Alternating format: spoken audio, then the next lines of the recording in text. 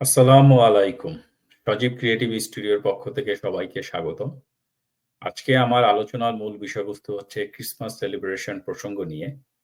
এই আলোচনার একটা মূল কারণ হচ্ছে যে আমরা সবাই জানি যে ওয়েস্টার্ন ওয়ার্ল্ড এ ক্রিসমাস যেই ফেস্টিভ এটা একটা বিশাল একটা তাৎপর্য বহন করে। যেহেতু এখানে একটা বৃহত্তর জনগোষ্ঠী খ্রিস্টান ধর্মাবলম্বী।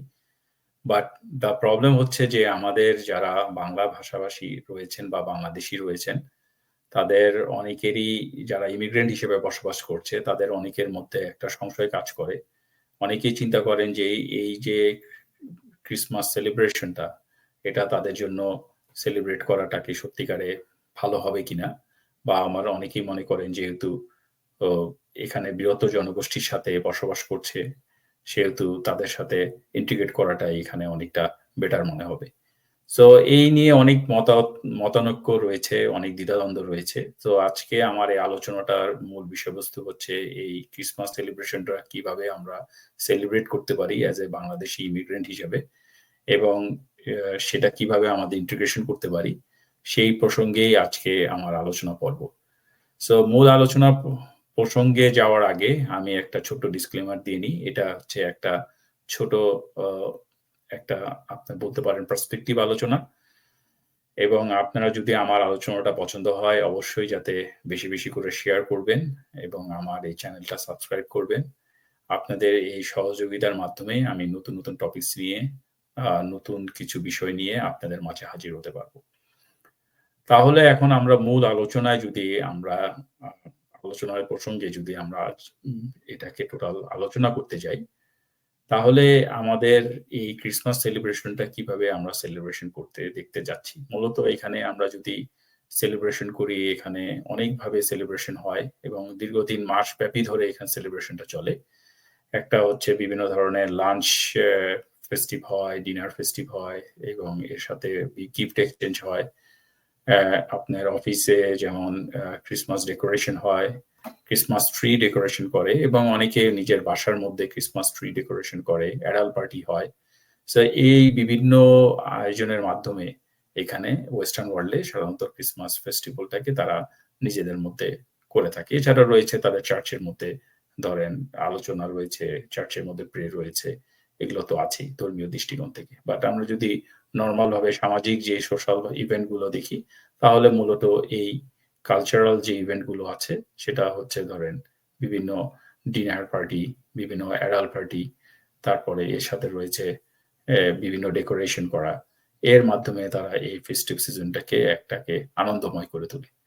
তাহলে আমরা যদি আমাদের বাংলাদেশীদের জি যদি আমরা ধর্মীয় দৃষ্টিকোণ থেকে দেখি, তাহলে আমরা যদি মনে করি অনেকেই চিন্তা করেন যে নিজেদের বাড়িতে ক্রিসমাস ট্রি নিয়ে এসে ডেকোরেশন করবে এবং হয়তোবা অ্যাডাল্ট পার্টিতে যদি আমরা সেখানে পার্টিসিপেট করি, সেগুলো হচ্ছে আমার মনে করি যে ধর্মীয় দৃষ্টিকোণ থেকে সাংঘর্ষিক হতে পারে।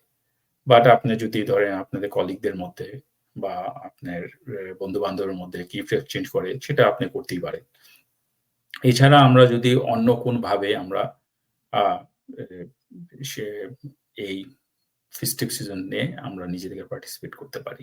যেটা আমাদের ধর্মীয় দৃষ্টিকোণ থেকে হয়তোবা সাংঘর্ষিক হবে না এবং আমরা অনেক বেটার ওয়েতে আমরা ইন্টিগ্রেট করতে পারব এই এই এই বৃহত্তর জনগোষ্ঠীর সাথে। তো এই কথা যদি আমরা চিন্তা করি তাহলে এটা এককভাবে হতে পারে এবং সেটা সমষ্টিগতভাবে অ্যাসোসিয়েশন এর মাধ্যমেও হতে পারে। যদি সেই কতগুলো বিষয় নিয়ে আমি সেটা আলোচনা করতে চাই। যেমন একটা হচ্ছে যে এই ক্রিসমাস টাইমে আমাদের এককভাবে অথবা সমষ্টিভাবে কমিউনিটি ভাবে যেটা বাংলাদেশী কমিউনিটি অ্যাসোসিয়েশন এর মাধ্যমে আমরা যেমন একটা ব্লাড ডোনেশন এর ক্যাম্পেইন এ যেতে পারি।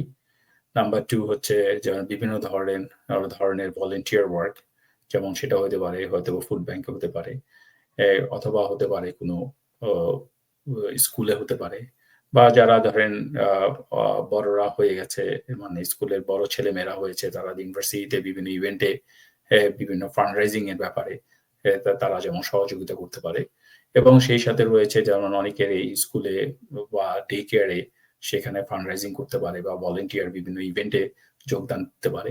এইভাবে করে আমরা একটা অন্যভাবে কমিউনিটিতে একটা পার্টিসিপেট করতে পারি।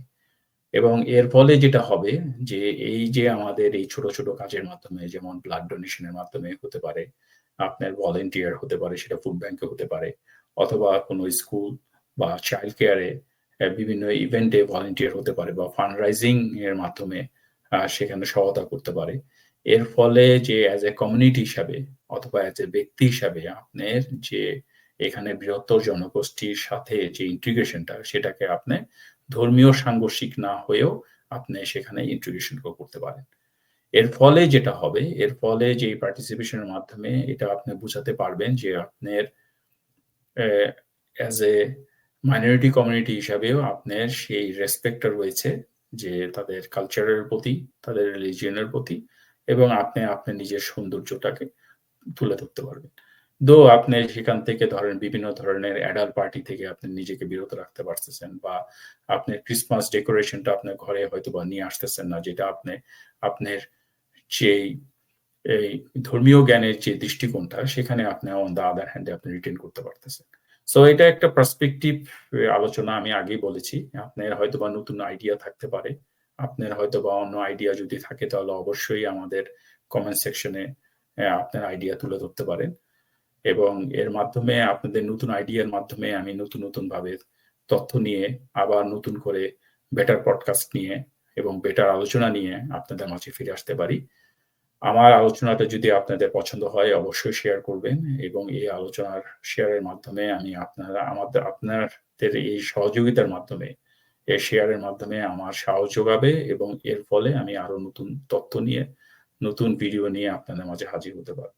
তাহলে আজকে এখানেই শেষ। হয়তো ভবিষ্যতে নতুন কোনো আলোচনা নিয়ে আপনাদের মাঝে ফিরে আসবো। আল্লাহ হাফেজ।